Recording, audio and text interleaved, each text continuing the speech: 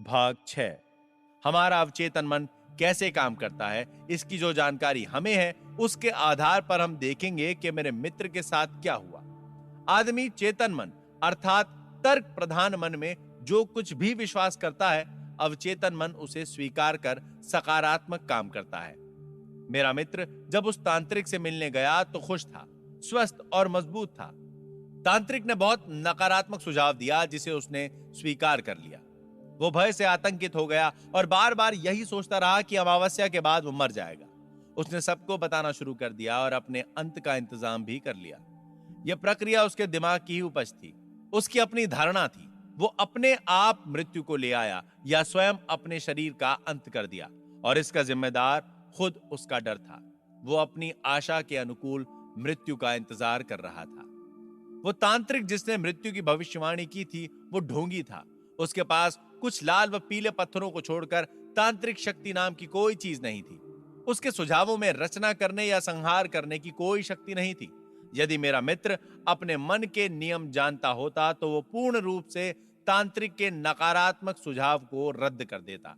उसके सुझावों पर कोई ध्यान नहीं देता, क्योंकि वो जान गया होता कि वो अपने विचारों और भावनाओं के अधीन है। उसको सुरक्षा प्रदान करने के लिए उसके विचार इस्पात के कवच के मानिंद हैं, जिस पर भविष्यवाणियां टकरा कर टूट जाया करती हैं। यदि उसे अपने मन से बात करने का तरीका पता होता तो वो नकारात्मक सुझावों को रद्द करके आज तक जीवित और सुरक्षित रहता। बाहर के विचारों में अपनी कोई शक्ति नहीं होती, उन्हें शक्ति आपके विचारों से मिलती है। आपको अपनी मानसिक स्वीकृति देनी पड़ती है, तब जाकर वे आपके बनते हैं और आप वैसा ही सोचने लगते हैं। याद रखें, आपके पास चुनने की क्षमता है। अपना जीवन स्वयं चुनो, अपना स्वास्थ्य स्वयं चुनो, अपना प्यार स्वयं चुनो। किसी धारणा को मान लेने की शक्ति। आपका मन तर्कों की मंजुषा है। इसका अर्थ है कि आपका चेतन मन जिस किसी धारणा को तर्क के आधार पर सत्य मान लेता है, उसे आपका अवचेतन मन में बैठे प्रश्न या समस्या का हल मानकर अपना लेता है। यदि आपके तर्क का आधार सही है तो उसका परिणाम भी सही होगा। उदाहरण के लिए, प्रत्येक गुण प्रशंसनीय है। दया गुण है, इसीलिए दया प्रशंसनीय है। एक अन्य उदाहरण, प्रत्येक निर्मित वस्तु बदलती है और मिट जाती है। मिस्र के पिरामिड निर्मित किए गए पहाड़ हैं, इसीलिए वे एक दिन मिट जाएंगे। पहला वक्तव्य एक प्रमुख धारणा है और सही निर्णय निश्चित रूप से सही धारणा है। कॉलेज के प्रोफेसर ने, जो न्यूयॉर्क में मन के विज्ञान पर मेरा व्याख्यान सुन चुका था, मुझसे कहा, मेरा सारा जीवन बर्बाद हो गया है। रुपया, पैसा, धन संपदा, दोस्त, सब कुछ चला गया। जिस काम में हाथ लगाता हूं वही डूब जाता है। मैंने उसे समझाया कि वो अपने मन में पक्की धारणा बनाए कि उसके अवचेतन मन का असीमित ज्ञान उसे ले जा रहा है, उसका मार्गदर्शन कर रहा है और उसे आध्यात्मिक, मानसिक एवं भौतिक रूप से खुशहाल बना रहा है। तब उसका अवचेतन मन स्वतः बुद्धिमानी से उसके धन का नियोजन करेगा, सही परामर्श देगा और शरीर को स्वस्थ करके उसके मन को सुख व शांति प्रदान करेगा। प्रोफेसर ने अपने जीवन का पूरा नक्शा बदलकर उसे अपनी चाहत के अनुकूल ढाल लिया और निम्नलिखित को अपनी धारणा बना ली। असीमित ज्ञान सभी बातों में मेरा मार्गदर्शन कर रहा है। पूर्ण स्वास्थ्य मेरा है। मेरा मन एवं शरीर प्रेम और सौहार्द से भरा पूरा है। सौहार्द, प्यार, शांति और संपन्नता मेरी है। मेरा पूरा शरीर और मन सही कर्मों और दैवी नियमों के अधीन चल रहा है। मैं जानता हूं कि मेरी प्रमुख धारणा जीवन के अनंत सत्य पर आधारित है, और मैं जानता हूं, ऐसा एहसास करता हूं और विश्वास करता हूं कि मेरा अवचेतन मन मेरे चेतन मन के विचारों की प्रवृत्ति के अनुकूल चलता है।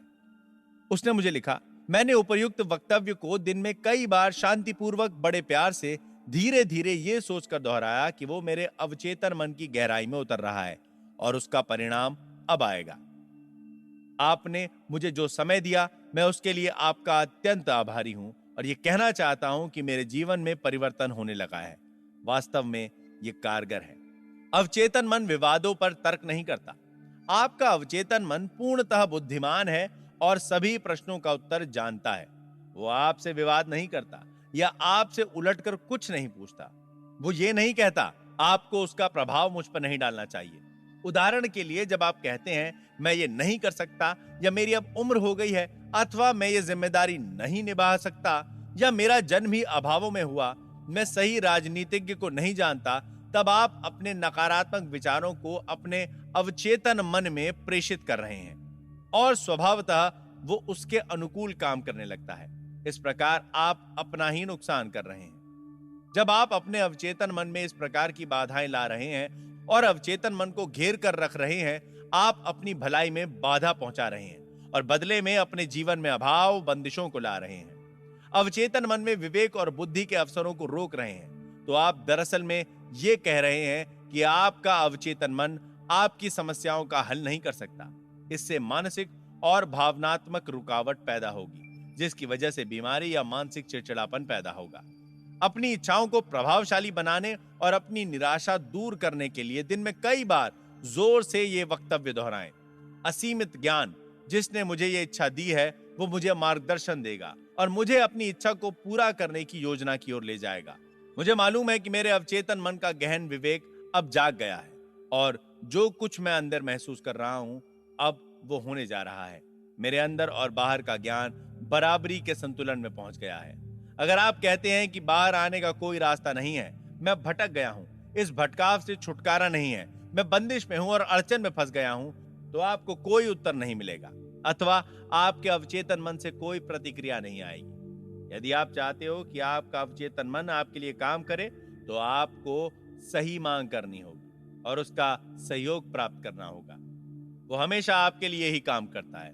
वो आपके दिल की धड़कन को इस समय भी नियंत्रित कर रहा है और आपकी सांसों को भी चला रहा है।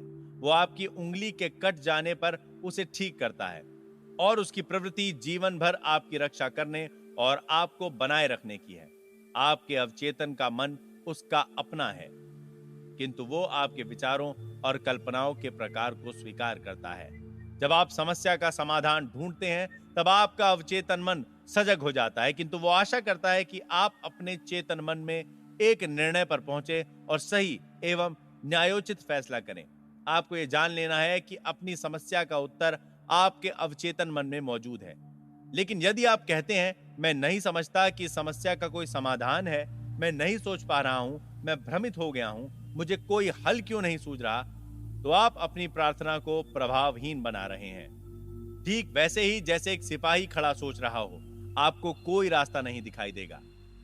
अपने मन के पहियों को रोकें, ठहरें, फिर चलने दें और आहिस्ता से दृढ़ विश्वास के साथ कहें, मेरा अवचेतन मन समस्या का समाधान जानता है। वो अब जाग उठा है तथा समस्या को हल करने के लिए तैयार है। मैं जानता हूं कि मेरे अवचेतन मन का असीमित ज्ञान सब कुछ जानता है और अब वो मेरी समस्या का सही समाधान देने जा रहा है। मेरे सही विश्वास ने अब मेरे अवचेतन मन के शक्तिपुंज को उसकी शान से मुक्त कर दिया है। मैं खुश हूं कि मेरे मन की इच्छा पूरी हो रही है। प्रमुख बिंदुओं पर पुनरावलोकन। शुभ सोचें और शुभ परिणाम मिलेंगे। अनिष्ट सोचेंगे तो अनिष्ट परिणाम मिलेंगे। आप वही हैं जो दिन भर सोचते हैं। आपका अवचेतन मन आपसे विवाद नहीं करता, वो वही स्वीकार करता है जो आपका चेतन मन आदेश देता है। अगर आप कहते हैं मेरे वश में ये नहीं है, तो हो सकता है ये सही हो, किंतु आप ये ना कहें, कुछ बेहतर सोचें और आदेश दें, मेरे वश में है, मैं कर लूंगा, मैं इसे स्वीकार करता हूं। आपके पास चुनने की शक्ति है। स्वास्थ्य और खुशी को चुनें। आप दोस्ती को चुन सकते हैं अथवा दुश्मनी चुन सकते हैं। आप सहयोग और भाईचारा चुनें, आनंद और दोस्ती चुनें, प्यार करना चुनें और दुनिया आपको पसंद करेगी, आपका इंतजार करेगी। यह आकर्षक व्यक्तित्व बनाने का सर्वोत्तम मार्ग है। आपका चेतन मन दरवाजे का पहरेदार है। इसका प्रमुख कार्य आपके अवचेतन मन को झूठे प्रभावों से सुरक्षित रखना है। चुनाव यह करें कि आपके लिए यह शुभ हो सकता है और अब हो रहा है। आपके पास चुनने की बहुत बड़ी क्षमता है। खुशी और संपन्नता को चुनें। दूसरों के दिए वक्तव्य और सुझावों के पास आपको नुकसान पहुंचाने की कोई शक्ति नहीं है। आप दूसरों के वक्तव्य और सुझाव को रद्द करना चुन सकते हैं। आप ये भी चुन सकते हैं कि आप कैसा व्यवहार करेंगे। आप क्या कहते हैं उस पर ध्यान दें। आपको प्रत्येक कहे शब्द का जवाब देना है। ये कभी ना कहें कि मैं असफल हो जाऊंगा, मेरी नौकरी छूट जाएगी, मैं किराया नहीं दे सकता। आपका अवचेतन मन मजाक स्वीकार नहीं कर सकता। वो ऐसी बातों पर ध्यान नहीं देता। आपका मन अनिष्ट नहीं है।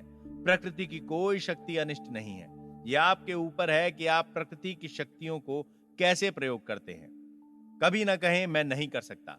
इस भय को यह कहकर भगा दे, मैं अपने अवचेतन मन की शक्ति से सब कुछ कर सकता हूं। अनंत सत्य और जीवन के सिद्धांतों पर खड़े होकर सोचना शुरू करें।